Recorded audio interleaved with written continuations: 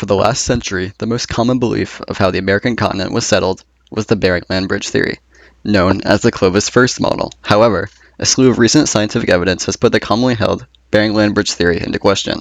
This theory, that humans came to the continent through land in an ice-free corridor, is now believed to be false. Scientific evidence now points to a coastal route, known as the coastal migration theory.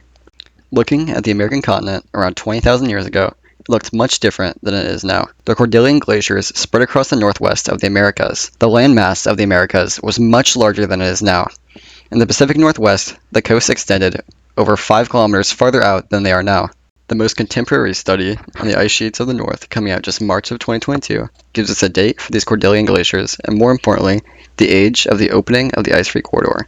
The paper, The Opening of the Ice-Free Corridor, Implications for the Peopling of the Americas, has now come to what is believed to be the most accurate dating of when this ice-free corridor opened up and closed. The team looked at chromogenic nuclide exposure ages to date the opening and closing of the ice-free corridor, noting that their results suggest a pre-Clovis occupation of the Americas that occurred before the opening of the IFC, thus supporting a Pacific coastal migration route instead, finding that the route down the corridor was only opened sufficiently 13,000 years ago.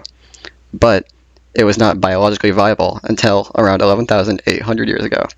This pushes the date of viability back from what was the past standard of 12,600 years ago. But why does this matter? This new data ensures that people could not have traveled over the overland route into the Americas. A number of sites have been found in the Americas that outdate this opening of the ice-free corridor by thousands of years, suggesting an alternative route had to have been taken.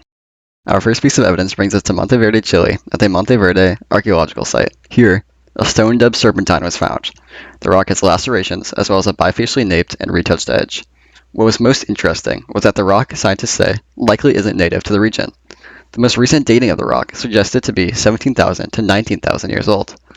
This suggests that humans were in South America at least 5,000 years before the opening of the ice-free corridor.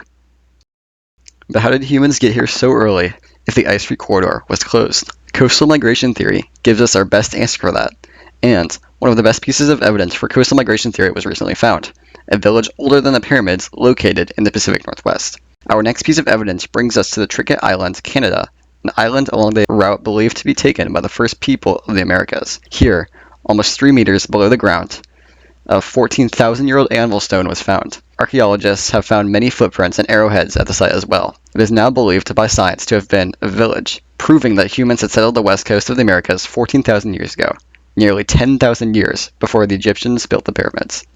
Our final piece of evidence for human occupancy of the continent prior to the opening of the ice-free corridor is the Meadowcroft Rock Shelter in Pennsylvania, one of the oldest known archaeological sites on the American continent.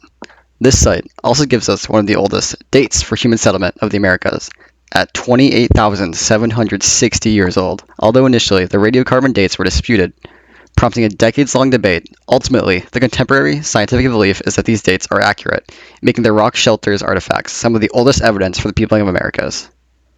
These 4 pieces of evidence are among the strongest that disprove the validity of the Bering Land Bridge theory. However, it is important to mention that there is also a great deal of conjecture on the coastal migration theory as well, such as theories that Japan had viable boats at the time, accounts of Chinese explorers encountering the Americas, linguistic links between Chinese and South American script, and the consideration of coastal fish migration routes that further bolster the validity of the coastal migration theory.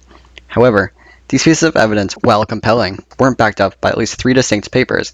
Thus, I omitted them. On top of this, there are hundreds of sites in the Americas with dates older than the IFC. If I were to address all of them, this could very well be an hour-long video. While the Bering Land Bridge theory made sense for its time, I contend that in our textbooks and classrooms, it is time we accept the new scientific proof that the Bering Land Bridge theory is false, and perhaps teach that the coastal migration theory is the most likely theory at this time.